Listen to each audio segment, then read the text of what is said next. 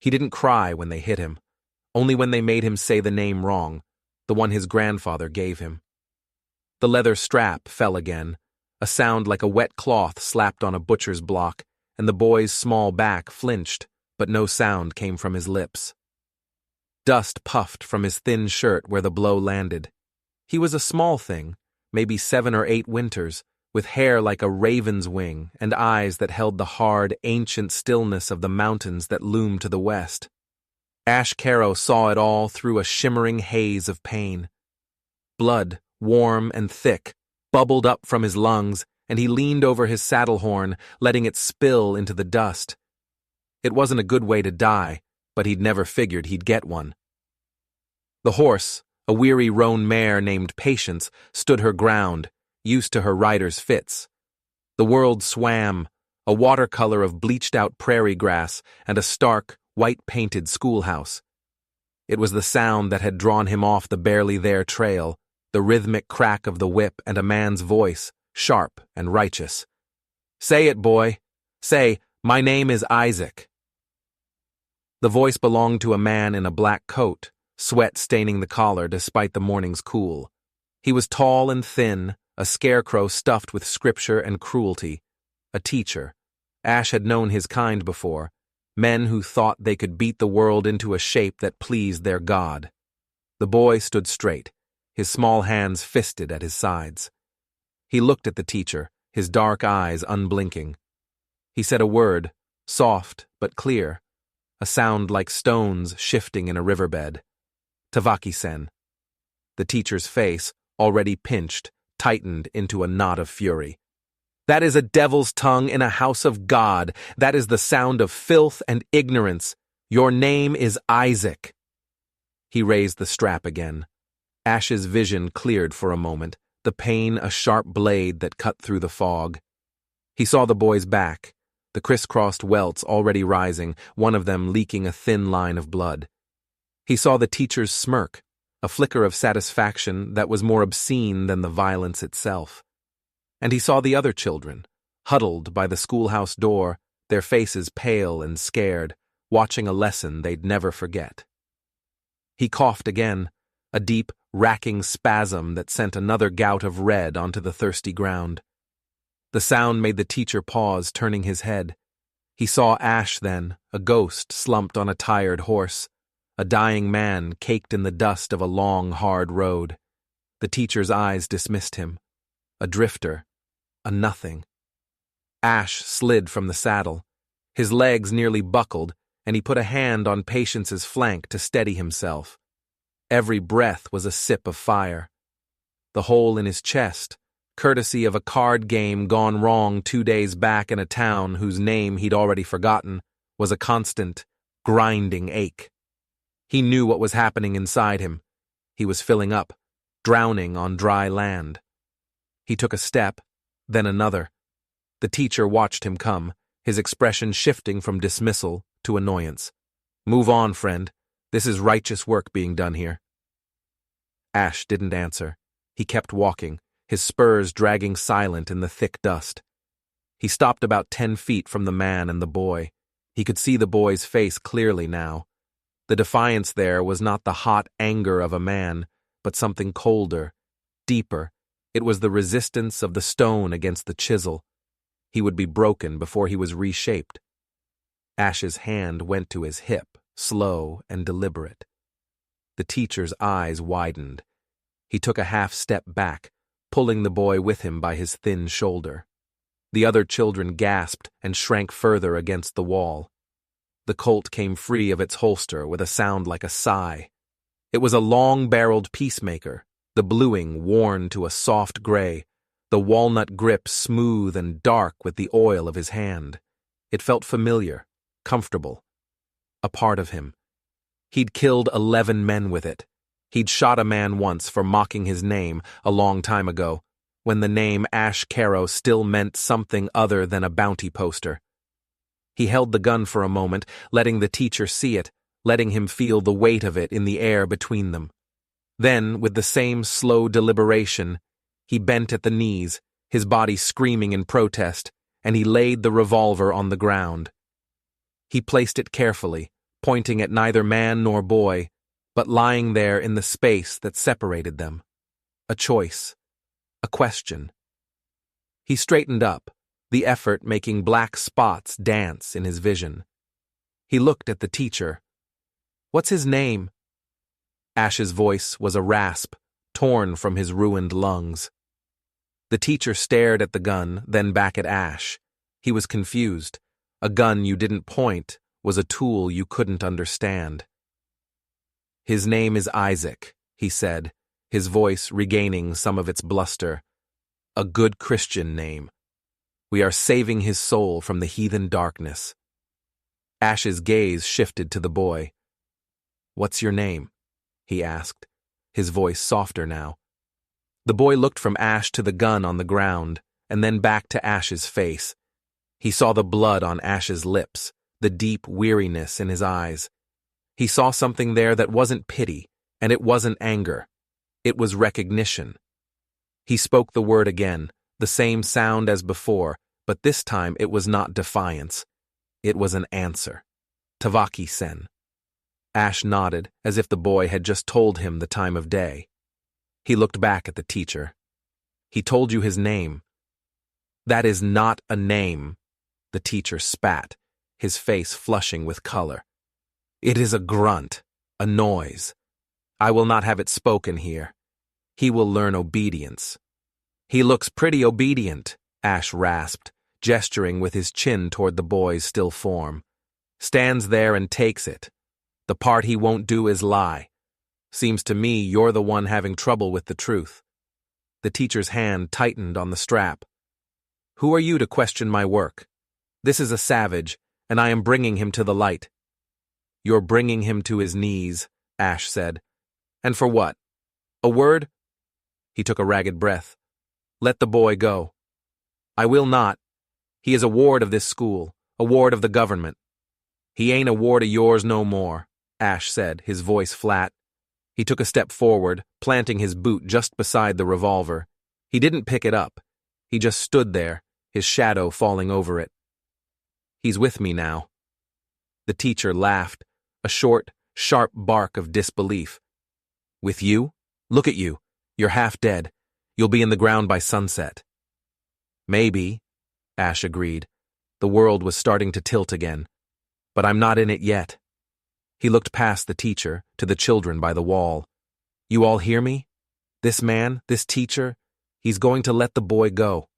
He's going to give him a canteen of water and a bit of bread, and then he's going to turn around and walk back into that schoolhouse and forget he ever saw us. Because he understands that some things you just don't do. You don't beat a child for honoring his grandfather. You don't try to steal a soul. And you don't stand in the way of a man who has nothing left to lose." His gaze locked with the teacher's. The man's bravado was failing, his eyes darting from Ash's bloody mouth to the gun in the dust and back again. He saw the truth in Ash's words. He saw a man who had already cashed in his chips, who was playing out his last hand with a house that had no stake in the game. Fear, cold and pure, began to replace the righteous anger. "You're insane," the teacher whispered. "I'm dying," Ash corrected him. "It's not the same thing. Now the water, the bread." The teacher hesitated for a heartbeat, his world reordering itself around this impossible intrusion. Then, with a jerky, resentful motion, he shoved the boy toward Ash. He turned and stalked to the schoolhouse door, barking at one of the older girls to fetch a canteen. Ash knelt, the world spinning violently. He put a hand on the ground to keep from falling. He was face to face with the boy. "Tavaki-sen." The boy watched him, his expression unreadable. Ash offered a hand, palm up. It was trembling. "Come on, son," Ash breathed, the words catching in his throat. "Let's go find a place where a man can use his own name." The boy looked at the outstretched hand, then at the gun, then back at Ash's face. He did not take the hand. But he did not run. He stood his ground, waiting. When the girl came running back with a sloshing canteen and a hard biscuit wrapped in cloth, The teacher snatched them from her and threw them on the ground near Ash. "Take him!" the teacher snarled, his voice thick with humiliation. "Take the little savage and be damned. But know this, gunman. You have interfered with the work of the Lord. You have stolen government property. There will be a reckoning." Ash ignored him. He picked up the canteen and the bread, his movements slow and painful. He pushed them into the boy's hands. Then, with all the strength he had left, he pushed himself to his feet, retrieved his Colt from the dust, and slid it back into its home on his hip. He turned to his horse. He put his foot in the stirrup, but the strength to pull himself up wasn't there. He sagged against the saddle, his breath coming in wet, shallow gasps.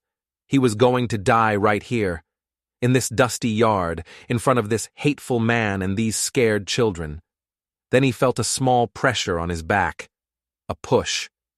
He looked down and saw the boy, Tavaki-sen, his small hands braced against Ash's leg, pushing with all his might. It was a small gesture, but it was enough. Ash found a flicker of strength from some deep, forgotten well. He grunted, pulled, and swung his leg over the saddle. He slumped forward, his face buried in Patience's mane. He could feel the boy's presence beside the horse. He reached down a hand, not expecting him to take it. But this time, a small, warm hand slipped into his. Ash's fingers, weak as they were, closed around it. With a click of his tongue, he urged Patience forward, away from the schoolhouse, away from the white man's god and his leather straps. They moved slowly, a dying man and a silent boy, heading west, toward the mountains that shimmered like a promise in the distance. The teacher's glare followed them like a curse, and Ash knew with a certainty that settled deep in his bones that the man was right. There would be a reckoning. He could feel it coming, just as surely as he could feel the blood pooling in his lungs. But as he held the boy's hand, he felt something else too, a flicker of something that might have been purpose. It wasn't a good way to die, no, but maybe, just maybe, it was a good enough reason. The sun climbed, a merciless hammer in the sky. The prairie stretched out, a sea of pale, rustling grass under a dome of blinding blue. Ash kept the horse to a slow walk, conserving what little strength the animal had left, what little life he had left. The boy walked beside him, his small legs surprisingly steady, his hand still holding on to Ash's. The silence between them wasn't empty. It was filled with the creak of leather, the soft thud of hooves and small feet in the dust, the rasp of Ash's breathing. Every few minutes, a cough would seize him, doubling him over the saddle. He'd spit another mouthful of his life onto the ground, and each time the small hand gripping his would tighten, just for a second. The boy never looked up. He just kept walking, his eyes on the horizon. They stopped when the sun was at its highest. Ash slid from the horse, his body a sack of broken glass. He collapsed into the thin shade of a lone, stunted cottonwood that grew by a dry creek bed. For a long time, he just lay there, eyes closed, listening to the sound of his own failing machinery. He was a clock running down. He opened his eyes to see the boy sitting cross-legged a few feet away, watching him. He had taken a bite of the hard biscuit. He held it out to Ash. Ash shook his head. "You eat it," he rasped. "I ain't got much use for it." The boy took another small, deliberate bite.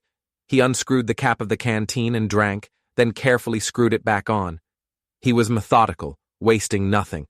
He had the economy of motion of someone who had never known surplus. "We need to keep moving," Ash said, though the thought of getting up was a fresh kind of agony. "That teacher, man like that, his pride's been wounded. He'll tell the sheriff, or worse, come himself." The boy said nothing. He just watched Ash, his dark eyes holding a deep, unsettling calm. It was as if he'd already seen the end of this story and was just waiting for the other characters to catch up.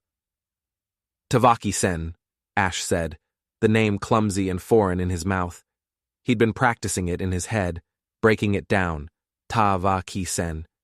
He was sure he was getting it wrong. The boy's expression didn't change, but there was a flicker of something in his eyes, a spark of attention. He tilted his head slightly. "That your name?" Ash asked. "Did I say it right?" The boy gave a small, almost imperceptible shake of his head. He spoke the name again, and this time Ash listened not just to the sounds, but to the shape of them. It wasn't flat, like he'd said it. There was a rhythm to it, a rise and fall, a music. Tavaki-sen. The last syllable was sharp, like a stone striking flint. Ash tried again. Tavaki-sen. Another small shake of the head.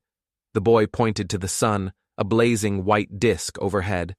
Then he pointed to a large, flat rock near the creek bed.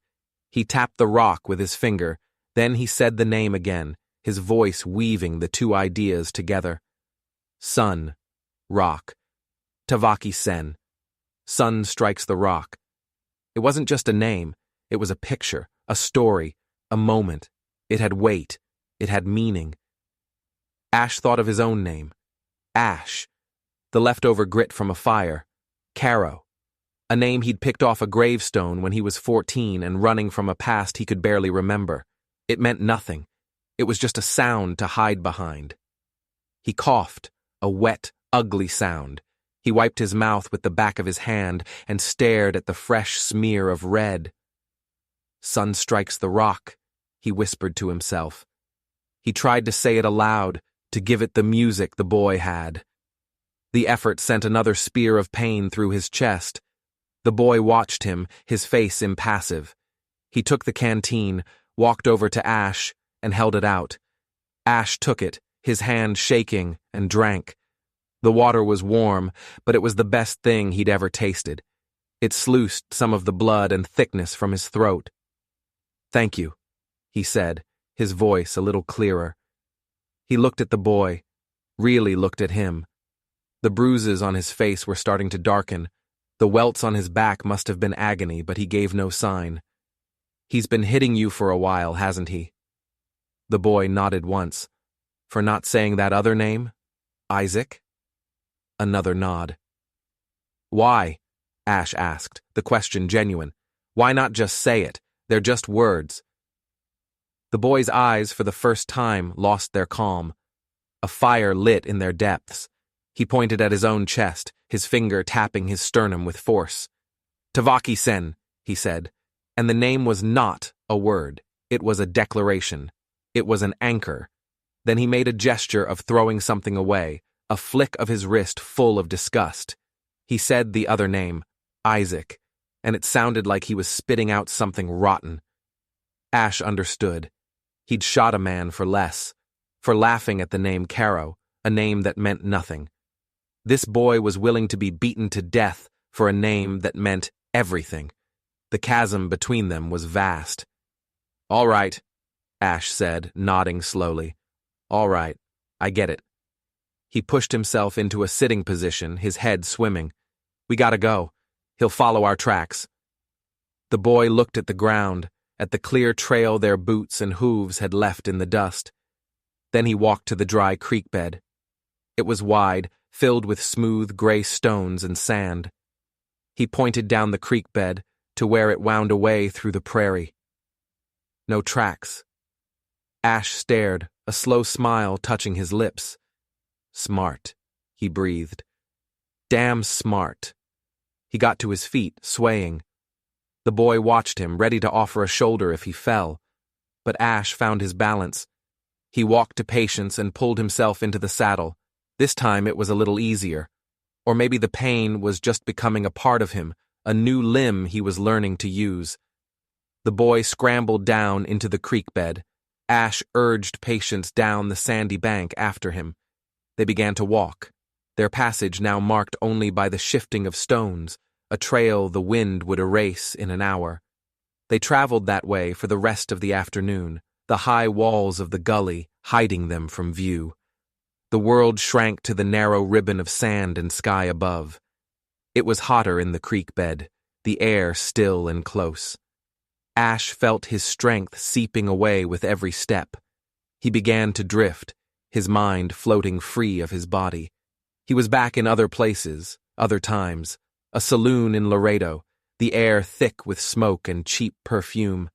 A high mountain pass in the Rockies, the snow so deep it muffled the world into silence. A woman's face, her name a ghost on his tongue. He saw the faces of the 11 men he'd killed. They stared at him from the heat shimmer rising off the rocks, their eyes full of questions he couldn't answer. He was brought back by a tug on his pant leg. He looked down. The boy, Tavaki-sen, was pointing up at the gully wall. There was a narrow game trail, barely visible, leading up and out. The creek bed was turning, heading more south than west. The boy was pointing west, toward the mountains now painted purple and orange by the setting sun. "Yeah," Ash rasped. "West." He let the boy lead. They climbed the game trail, patients scrambling for purchase on the loose scree. When they reached the top, the world opened up again. The prairie was bathed in the soft, forgiving light of dusk. There was no sign of pursuit, no dust cloud on the horizon, just the immense, empty landscape and the looming promise of the mountains. They made camp in a small hollow, out of the wind. Ash didn't have the strength to gather firewood.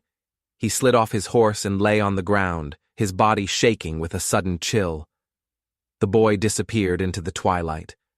Ash closed his eyes, sure he would never open them again. The darkness behind his eyelids was soft and inviting. It promised an end to the pain. He was roused by a smell. Wood smoke. He opened his eyes. A small, smokeless fire of dry sage and buffalo chips was burning cheerfully a few feet away. The boy was hunkered by it, his face illuminated by the flickering flames. He had found water somewhere, a small puddle in a rock depression, and filled the canteen. He was holding something in his hands, a small, spiny cactus, burning the needles off in the fire. When he was done, he peeled it with a sharp stone and offered a piece to Ash. It was bitter, but wet and nourishing. Ash ate it, the juice soothing his raw throat. They sat in silence for a long time, sharing the small meal. The stars came out, a spray of cold diamonds on black velvet. The prairie night was full of sounds, the chirp of crickets, the distant yip of a coyote, the sigh of the wind. "You're good at this," Ash said, his voice quiet. "Surviving." The boy nodded. He pointed to his own chest, then swept his arm out to encompass the land around them, the stars above. It was a gesture that said, "This is me. I am part of this. This is my home." "My grandfather taught me," the boy said. Ash froze. He stared at the boy. It was the first time he had spoken English. His voice was clear and low, with none of the hesitation or accent Ash would have expected. "You can speak English," Ash said, his voice flat with surprise. The boy nodded again, his eyes on the fire. "The teacher is not the only one who can have two tongues." "Then why, at the school? Why all that?" Ash asked, confused. "Why let him beat you?" Tavaki-sen looked at him then, and the calm in his eyes was gone, replaced by that hard, ancient fire. "He wanted me to say the name, in his language. He wanted me to use his words to throw away my own.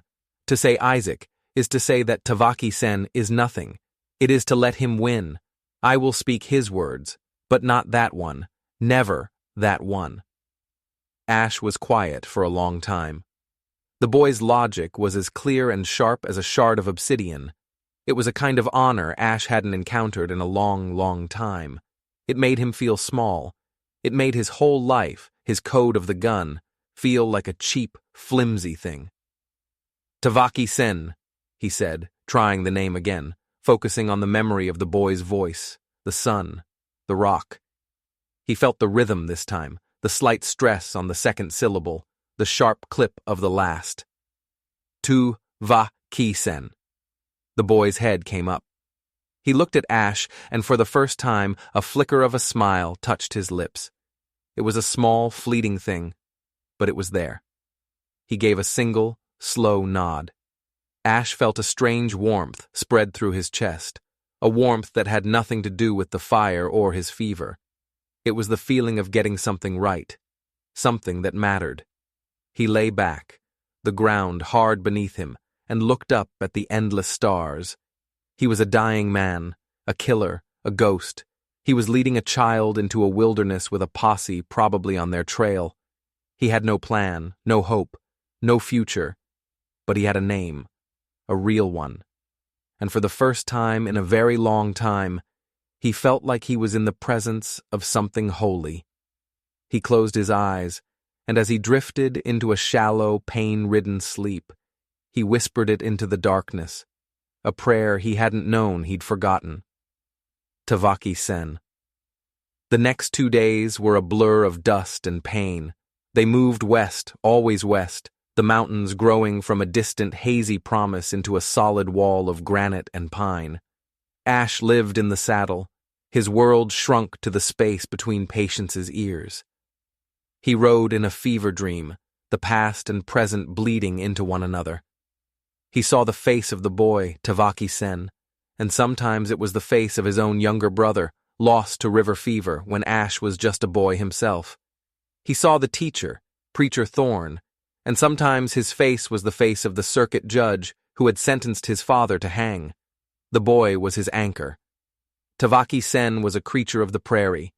He moved through it, not as a trespasser, but as a part of its fabric. He found water in places that looked barren, digging into the sand of a dry wash to reveal a seep of cool, clear liquid.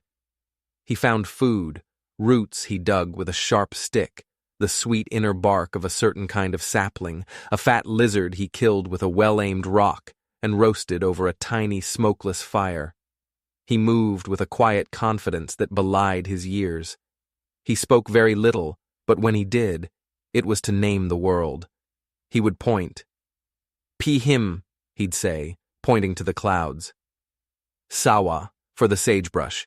He taught Ash the word for water, pa, and for fire, kuna. He was not teaching a language. He was sharing a reality. Each word was a key, unlocking a piece of the world Ash had only ever seen as a backdrop for his own miserable drama. Ash, in his delirium, listened. His throat was raw, his lungs on fire, but he would try to repeat the words. His tongue was a clumsy slab of meat in his mouth, mangling the delicate sounds. "Pee him," he'd rasp, and the boy would shake his head, not with impatience, but with a kind of solemn gravity. He would say the word again, slower, shaping it with his breath. Pee him.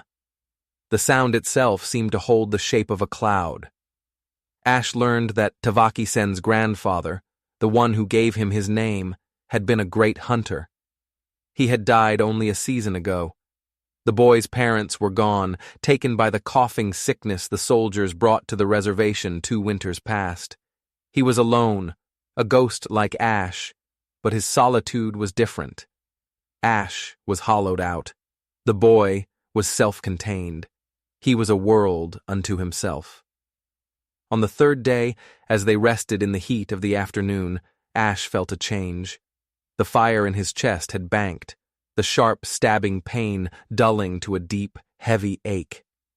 He was breathing a little easier, but a new sensation was spreading through him, a profound, bone-deep weakness. He knew what it meant. The bleeding was slowing, but his body was spent. He was running on fumes. "He's coming," Tavaki Sen said, his voice pulling Ash from his stupor. The boy was staring back the way they had come, his body tense. Ash squinted, his eyes struggling to focus. He saw nothing but the endless shimmering grass. "How do you know?" "The birds," the boy said, pointing to the sky. A flock of small brown birds that had been flitting among the sagebrush had suddenly taken flight, scattering in alarm.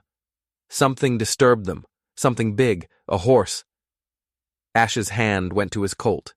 The familiar weight was a small comfort. "Just one?" "One," the boy confirmed, moving fast. Preacher Thorn. It had to be. A sheriff's posse would be slower, more deliberate. This was personal. This was a man whose pride was a rabid dog, and Ash had kicked it. We have to get into the foothills, Ash said, his mind clearing with the rush of adrenaline. More places to hide, more rock, less dust. He tried to get to his feet, but his legs wouldn't obey. He was as weak as a newborn kitten. He fell back with a groan. Panic, cold and sharp, pierced through his exhaustion. He was a liability. He was going to get this boy killed. Go, Ash rasped, pushing at the boy with a weak hand. Leave me. You're faster alone. Get to the mountains. You can lose him there. Tavaki-sen looked at him, his face a mask of stone. He shook his head. We do not leave our wounded. I ain't your wounded, Ash snarled, his fear turning to anger. I'm a dead man walking. I got you into this. Don't you let me get you killed too. Go on, get. The boy did not move. He looked at Ash, and his eyes were not the eyes of a child. They were ancient. You laid your gun down, he said softly. You did not point it at the teacher. You put it on the ground. For me. He paused. No one has ever done that. The simple statement struck Ash with the force of a physical blow. He had lived his life by the gun. It was his voice, his authority, his only real friend. And in that moment, in that dusty yard, he had surrendered it. He hadn't even understood why. He just knew he couldn't point it at the boy, and he couldn't let the teacher's smug cruelty stand. So he had laid it down, an abdication, an offering, and the boy had understood. He had seen it not as weakness, but as a sign of respect, a different kind of strength. My grandfather said a man's spirit is in his name, Tavaki-sen said, his gaze still locked on Ash. When the teacher tried to take mine, he was trying to kill my spirit. You stopped him. Now your spirit is weak, so mine must be strong for both of us. Before Ash could argue, the boy was in motion. He grabbed the saddlebags from Patience and rummaged inside. He found Ash's spare shirt and his whetstone. He ran to a patch of thorny brush and, using the whetstone, sawed off several long woody branches studded with wicked-looking thorns. He worked with a feverish intensity, his small hands moving with precision. What are you doing? Ash asked, his voice weak. Buying time, the boy said. He took the branches and scrambled back down their trail for 100 yards. He worked his way backward, carefully placing the thorny branches in the tall grass, hiding them where a horse would be sure to step.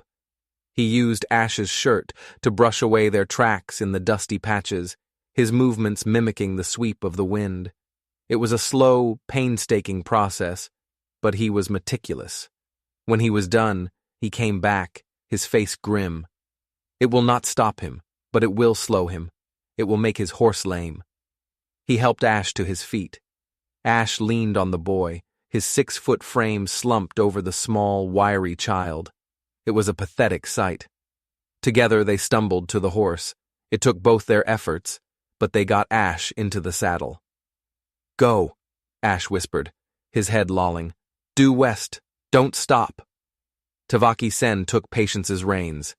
He did not get on. He began to walk, pulling the horse and its dying rider behind him. He moved at a steady trot, his eyes fixed on the rising slopes of the foothills ahead. He was no longer just a boy. He was a warrior, pulling his clan from danger. The sun began to set, painting the sky in brutal shades of orange and red. The air grew cooler. Ash drifted in and out of consciousness. In his moments of clarity, he watched the boy. He saw the set of his jaw, the relentless rhythm of his legs. He was a force of nature, as unstoppable as the tide. Then they heard it. A scream. It was not a man's scream of anger, but a horse's scream of pain. It was a terrible sound, high and piercing, and it cut through the evening calm. Tavaki-sen stopped. He looked back, his face unreadable in the dying light. He had done it. He had lamed the hunter's horse. But a moment later, another sound came rolling across the prairie. A man's voice, roaring with fury. And then, the flat, hard crack of a rifle shot. The bullet whined high over their heads, spent and harmless. but the message was clear. The hunter was on foot now, and he was still coming. They entered the foothills as darkness fell. The terrain changed, the flat prairie giving way to a broken landscape of ravines, rock-strewn hills, and thick stands of juniper and pine. It was harder going, but it offered cover. Tavaki Sen led them on, his instincts guiding him through the maze of shadows. He found a deep crevice between two massive boulders, barely wide enough for the horse to squeeze through. At the back was a small, sheltered overhang, a shallow cave. He helped Ash from the saddle. Ash collapsed onto the sandy floor, his body shaking uncontrollably now. The fever had him in its grip. He was burning up and freezing at the same time. "Water," he croaked. The boy gave him the last of the water. It did little to quench the fire inside him. He lay there curled in a ball, his teeth chattering. Tavaki Sen took the saddle blanket from Patience and covered him with it. The boy's hands were gentle. "He will not find us in the night," Tavaki Sen said, his voice a low whisper. "The rocks hold the cold. The trail is gone." He tethered Patience at the mouth of the crevice, where she would be hidden from view. Then he sat down near Ash's head, his back against the rock wall. He was holding something. In the faint starlight filtering into their hiding place, Ash could see it was a rock. A smooth, heavy river stone, just the right size for a small hand. It was his only weapon. Ash laughed, a dry, rattling sound. "A rock against a rifle." "The rifle is loud," the boy said calmly. "It tells you where it is. A rock is quiet." Ash closed his eyes. The boy's simple, profound logic was the only thing that made sense in a world that had spun completely off its axis. He was going to die in this cold, dark hole, hunted by a madman, with his only protector, a small boy with a stone. And yet, for some reason, he was not afraid. The fear had been burned out of him, leaving only a great, hollow weariness. He drifted. He was a boy again, lying in a field of wildflowers, his brother beside him, both of them trying to guess the shapes of the clouds. He was a young man, standing over his first kill, the smell of gunpowder sharp and intoxicating in his nostrils. He was with the woman, the one whose name he couldn't remember. They were dancing in a cantina, the music fast and joyous. Her laughter was like silver bells. He woke with a start. It was still dark, but the quality of the darkness had changed. It was the deep, breathless dark that comes just before the dawn. The boy was no longer sitting beside him. He was gone. Panic, cold, and absolute seized Ash. The boy had left him. He had finally come to his senses and abandoned the dying man to his fate. Ash couldn't blame him. It was the smart play, the only play. He tried to sit up, to call out his name, but his body was a leaden weight. He could only lift his head a few inches from the ground. He saw Patience, a dark shape at the mouth of the crevice, her ears pricked forward. She was listening. And then Ash heard it too, the scrape of a boot on rock. It was close, very close. Thorn. The teacher had found them. He had hunted them through the night, driven by his furious pride. Ash's hand fumbled for his Colt. His fingers were numb and clumsy, but they found the familiar grip. He tried to pull the gun from its holster, but he didn't have the strength. It was hopelessly stuck. He lay there helpless as the sound of the scraping grew closer. A figure appeared at the mouth of the crevice, a tall, thin silhouette against the first faint hint of dawn. It was Thorn. He was holding a rifle. He saw the horse first. A low chuckle escaped his lips, a sound of grim satisfaction. "I knew it," he whispered, his voice ragged. "The Lord delivered you into my hands." He took a step into the crevice, his eyes adjusting to the deeper darkness. He saw Ash then, a pathetic heap on the ground. Thorn's lip curled in a sneer. "Look at you, gunman," he hissed. "Not so proud now. I told you there would be a reckoning. The price for interfering with God's work is death." He raised the rifle, centering the barrel on Ash's chest. Ash closed his eyes. So this was it. The end of the road. He thought of the boy, Tavaki-sen. He hoped he had gotten away. He hoped he was high in the mountains by now, safe. Tavaki-sen. He whispered the name inside his head. He tried to give it the right music. Sun strikes the rock. And then, from the darkness above, a new sound. A sharp whistle of air. Thorn heard it too. He looked up, his face a mask of confusion. A small, dark shape was falling from the top of the boulder, hurtling down toward him. It was Tavaki-sen. He had climbed the rock face in the dark, waiting. He had become the rock. He had become the night. He landed on Thorn's back with a force that seemed impossible for his size. The rifle went off with a deafening roar, the bullet ricocheting off the rock walls of the crevice. Thorn screamed, a sound of surprise and pain, as the boy drove the sharp point of his riverstone into the man's shoulder. They went down in a tangle of limbs. The rifle clattered to the ground. Thorn was bigger, stronger, but the boy was a whirlwind of fury. He fought with a ferocity that was terrifying, a wild, primal rage that had been held in check for too long. He bit, he clawed, he drove the stone into the man again and again. But Thorn was desperate. He threw the boy off, sending him crashing against the far wall of the crevice. The boy lay still for a moment, stunned. Thorn scrambled for the rifle. Ash watched it all, a spectator at his own execution.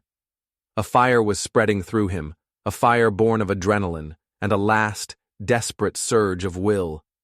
He saw Thorn's hand close around the rifle. He saw him start to bring it up. He found the strength.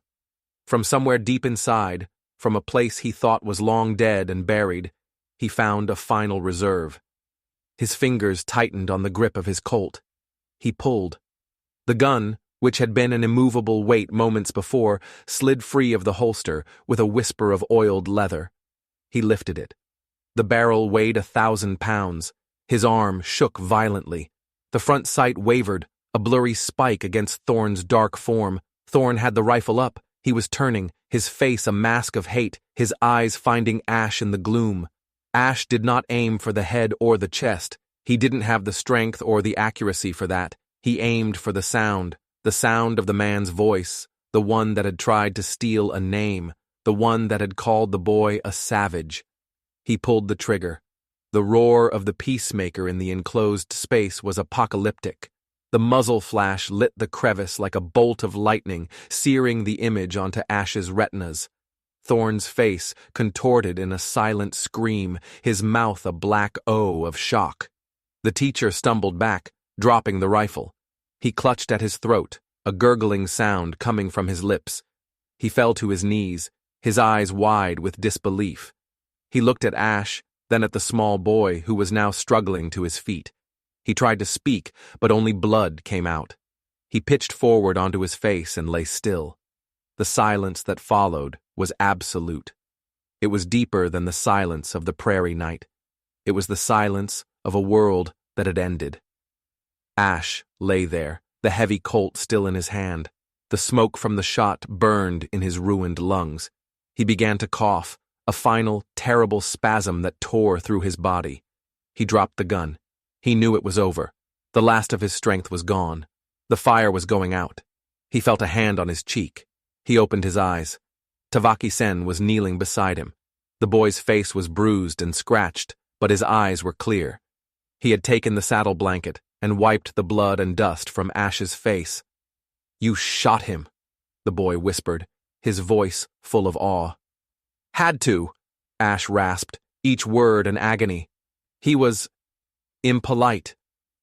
A tear traced a clean path through the grime on the boy's cheek. It was the first time Ash had seen him cry.